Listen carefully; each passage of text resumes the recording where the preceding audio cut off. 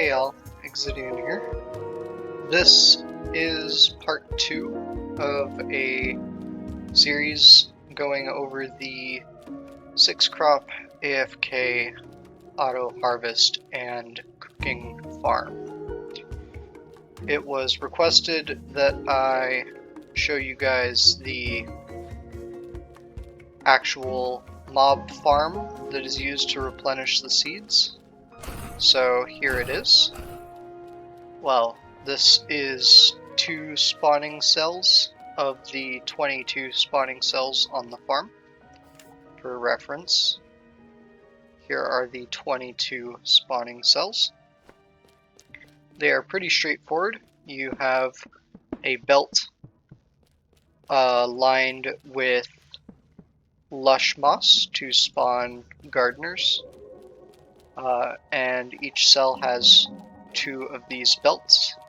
Every 22 minutes there is something like a 99.996% chance that a lush gardener will spawn, so long as there are no other lush gardeners in that cell, which the conveyor belts help to ensure.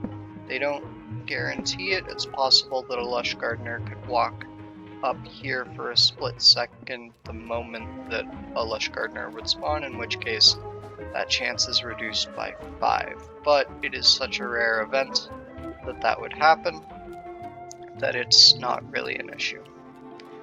The top conveyor belts go up here, where they're funneled into a kill chamber lined with 3 stacked turrets and 1 additional turret. The drops end up here, where they are fed down here to the other drops, which is also has a kill chamber of its own lined with the same thing.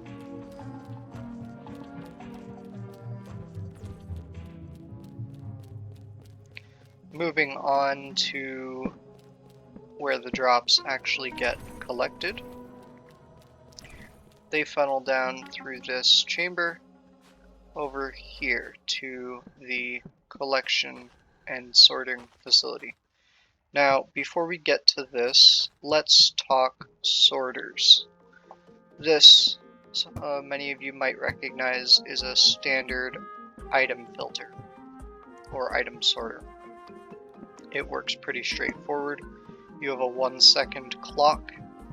That 1-second clock prevents this drill from breaking the chest. From breaking the chest, but allows the items to be passed in. If an item that's in the chest enters, it'll go into the chest. If an item that is not in the chest enters the system, it gets picked up by the drill and passed along so that it can be put into the next chest. This is actually very great if you have a need to sort a bunch of different chests. I know a lot of players use this in their bases and whatnot. However, if let's say we want to do something with these items in an automated way. So we want to use coral bridges in our system for some reason. If we simply attach a crane to it, it will take the entire stack of coral bridges, leaving an empty spot, and now the item filter breaks down because any item can go in that empty spot. So, what is the solution? Well, the solution is not to use a standard item filter, or rather it is to use an extended version of the standard item filter. This is a moving item filter, or automation friendly item filter. It's a design that I made up myself. It is like a standard item filter. You have the input arm, the output drill, and the chest. The chest in this case contains a bunch of filler, plus the single item I want filtered. But that single item that I want filtered actually gets passed back and forth between a table and these two, and the chest using these two arms.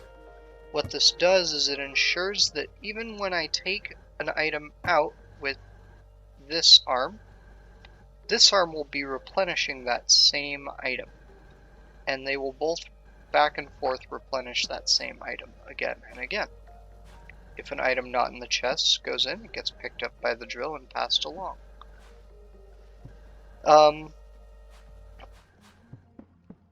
Now, when an item does get passed along to the stack, unfortunately the item in question is all the way at the bottom, so we'll have to wait a moment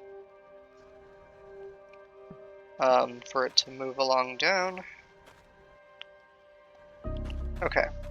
When an item does get put into the chest that belongs there, it becomes a stack of 2, and the excess gets dropped off the table and gets picked up by the drill. And that's how the moving item filter works. So, item goes in.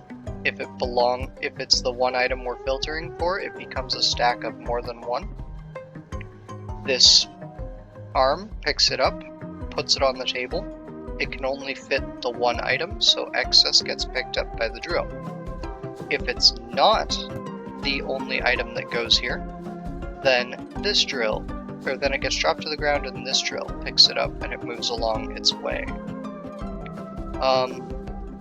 Now, there is a lot of timing involved in making sure that when the input item goes into the chest, the item that is expected is already there, because if during this time, when the item is not there, if that's the point at which the input arm puts an item into the chest, the filter is ruined. So, in order to ensure that, we actually have 2 timing mechanisms here. One timing mechanism is this line going across here. You can see it flickers on once, and then it flickers on again.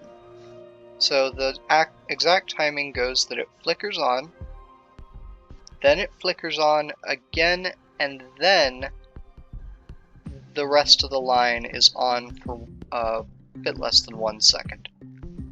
So on, or flicker, flicker, on, flicker, flicker, on. Now, why the flicker? Well, regardless of timing or lag, if a robot arm gets a single tick pulse of energy, it will pick up an item and position itself to drop that item, but it doesn't have the energy to drop it. When it gets the second tick, it has the energy to drop it. So the first pulse makes the robot arm pick up the item and hover it over the chest.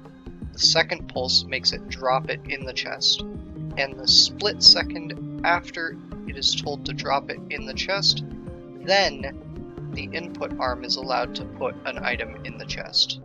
What this means is that this arm will beat the input arm to putting an item in the chest, and so anytime this arm would put an item in the chest, it will always be full. So it can only put in an item of the same type, same seed as it were. So once these items are all in, the seeds will move along these outer conveyor belts and get passed along into the rest of the system. And garbage items, or items that, well, not garbage items, but items that do not belong in the system, such as Karpak and root seeds, as well as any other mob drops, end up in this chest here. Thanks for watching. I will go over the rest of the farm in future parts.